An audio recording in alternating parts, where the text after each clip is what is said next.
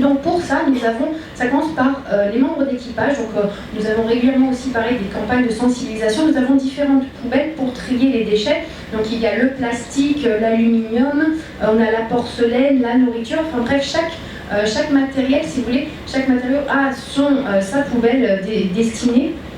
Et ensuite, donc j'ai des collègues qui vont venir récupérer le contenu de chacune de ces poubelles et ça va être amené à la déchetterie de bord. Pourquoi nous faisons ça? Je vous ai dit, il y a 17 ponts déjà à bord. Si on ne compactait pas le verre, les cartons, les canettes, il faudrait un pont supplémentaire pour stocker tous les déchets consommés sur une croisière. Donc vous voyez, c'est pour ça que c'est important. Le verre, on l'écrase. Le métal, vous voyez, il y a plus de 30 000 canettes de soda qui sont consommées en une croisière. On en fait quoi si ce n'est pas compacté? Donc c'est pour ça, c'est réduit au maximum. Et encore une fois, nous avons des accords. Donc là, Saint-Martin, par exemple, c'est une librairie chez Moderne. Ils ont toutes les installations pour pouvoir retraiter nos déchets. Donc nous, on va leur livrer, voilà, comme ça, déjà compacté. Pareil, le verre déjà préparé. Donc nous avons une déchetterie à bord, un officiel environnement et des collègues qui s'occupent exclusivement donc, de la gestion des déchets à bord. Et donc ça va être pris en charge dans les différents ports quand c'est possible. Vous voyez ici le papier et les cartons. Sachez qu'aussi on peut les mettre à la cheminée, tout ce qui est papier et carton. Encore une fois, ça dépend de la loi des îles ou des zones où nous nous trouvons, mais nous avons le droit d'incinérer. C'est pour ça que la cheminée parfois fait des émissions noires, donc c'est le papier et le carton qui est brûlé. Nous avons aussi une machine pour vider les bouteilles sous pression de leur gaz, et là aussi ça nous permet de les recycler plus facilement. Et les déchets alimentaires. Donc effectivement, tout ce qui est nourriture au restaurant, portofino, les buffets, etc., tout ce qui n'est pas consommé, ça va être trié. Donc nous avons, ça va même très loin, parce que les eaux, les arêtes par exemple, sont séparées, ça va être broyé à part. Comme ça, on va pouvoir récupérer tout ce qui est alimentaire et en faire une bouillie. Et bien sûr, là par exemple, quand on est à plus de 40 km des côtes, on a le droit de décharger donc cette bouillie à la mer et ça fait de la nourriture pour les poissons. C'est tout à fait légal. Vous voyez, c'est pour ça qu'on enlève bien les os, les arêtes, les carcasses de homard aussi, les peaux d'ananas, je crois aussi c'est dur, donc c'est pour ça que tout ça, ça va être trié et on fait cette bouillie alimentaire et ça peut être déchargé à la mer. Donc je vous ai mis là aussi quelques chiffres. Donc vous voyez, on consomme 6 mètres cubes de plastique par jour.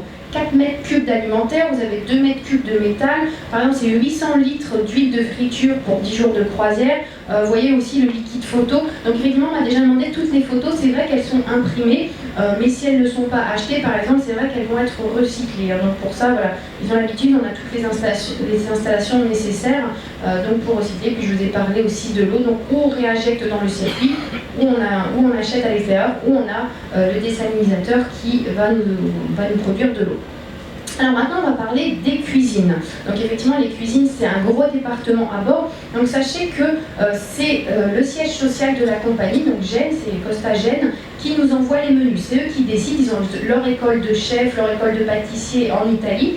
Ils font des essais et ensuite ils envoient les menus au bateau, bien sûr en fonction des itinéraires. En Méditerranée, les passagers n'ont pas le même menu que nous ici, par exemple dans les Caraïbes ou à Dubaï. Donc on reçoit le menu à bord et le chef, il y a un grand chef italien, vous ne le voyez pas souvent parce que justement lui va plutôt gérer la partie administrative, la partie approvisionnement, d'accord, pour justement exécuter le menu.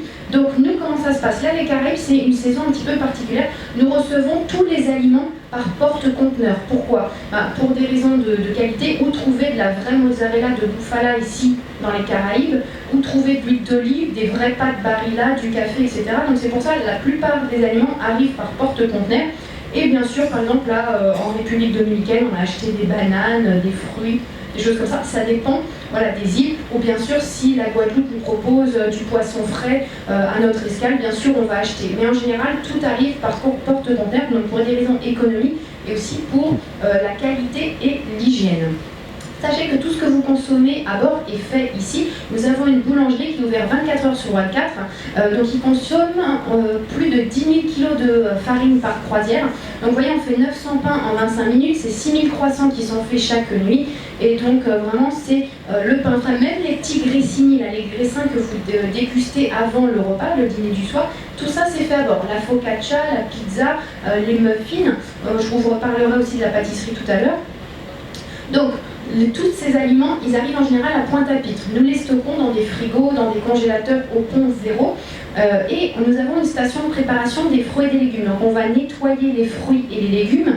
Nous faisons la même chose pour la viande et le poisson. Donc on a bien sûr la viande la plus dangereuse pour nous, c'est le poulet. Donc le poulet ne va pas être découpé ou traité sur la même planche, le même plan de travail que la viande rouge. Pareil pour les crustacés. Donc on a une attention particulière pour le poulet parce que c'est quand même plein de salmonelle, etc. Donc on fait très très attention. Vous voyez, on consomme 7900 kg de viande et 2900 kg donc de poisson en une semaine de croisière.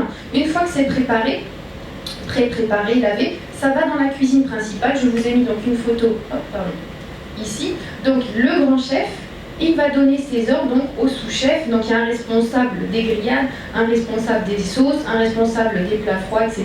Il y a plus de 165 personnes effectivement qui travaillent dans la cuisine et 40 sont présents uniquement pour l'entretien. C'est l'entretien des sols, l'entretien des plans de travail.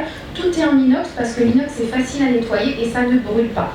Donc là le chef va faire exécuter donc le menu envoyé par chaîne. Il nous envoie même les photos. Ils envoient même la photo, il faut que la présentation elle soit comme ça. Donc c'est vraiment très précis. Donc là, vous voyez, c'est le garde-manger. Donc nous avons des collègues qui sont en charge que de la section froide. Donc tout ce qui est entrée froide, un carpaccio de saumon, les tomates mozzarella, etc. Vous voyez, c'est un petit peu un travail à la chaîne. Donc ils vont préparer, donc, par exemple, peut-être 1500 assiettes. Et ça va être stocké au frigo et ce sera sorti au dernier moment, au moment de vos commandes à vous. Donc je rappelle, il y a deux restaurants, le Portofino, le Costa Smeralda, 1000 personnes d'un côté, la cuisine au milieu et 800 personnes. Donc c'est pour ça que nous avons l'habitude, le menu en général c'est souvent le même, tous les 15 jours à peu près. Et donc ils ont l'habitude, ils savent aussi en fonction de la nationalité, combien d'enfants, la moyenne d'âge. Donc c'est pour ça qu'ils vont évaluer, on se dit, ah la tomate mozzarella, il y a plus d'Italiens, ah oui non, il y a plus de Français cette croisière, alors les Français en général préfèrent les fruits neufs. Enfin, vous voyez, ils font des calculs comme ça. Et donc ils vont préparer une certaine quantité d'assiettes et bien sûr, s'il en manque au dernier moment, ils peuvent réajuster le nombre d'assiettes.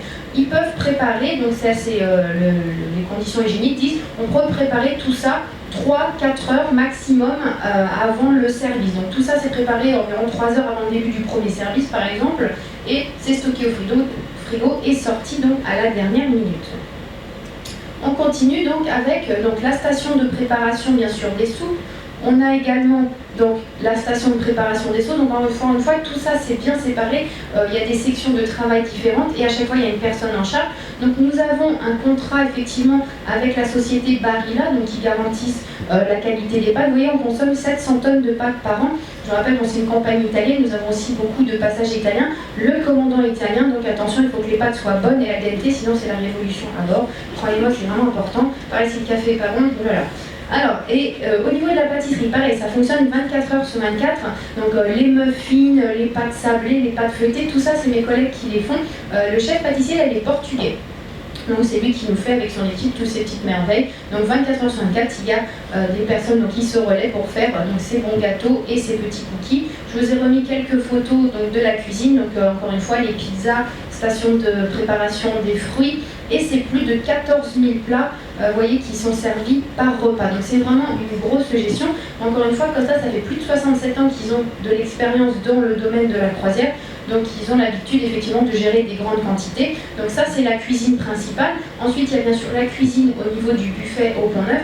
Et nous avons un restaurant gastronomique, donc le Club Vincenza au pont numéro 11. Et eux aussi, ils ont leur cuisine pour préparer les différents plats. Alors on continue ensuite.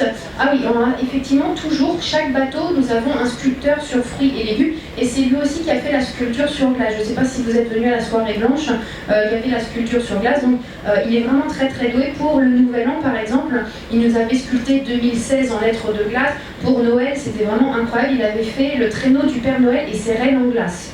Et donc il y avait les sculptures là au niveau du salon, au niveau du casino, c'était vraiment super. Donc voilà, chaque fois il y a un collègue qui fait sculpture sur glace et sculpture sur fruits et légumes.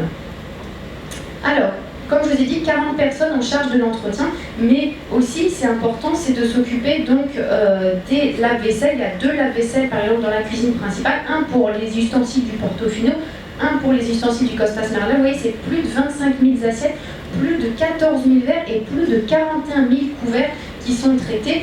Donc imaginez, il y a le premier service et également le deuxième service. Donc il faut que ça aille très vite. Il y a beaucoup de monde et beaucoup d'ustensiles qui sont utilisés.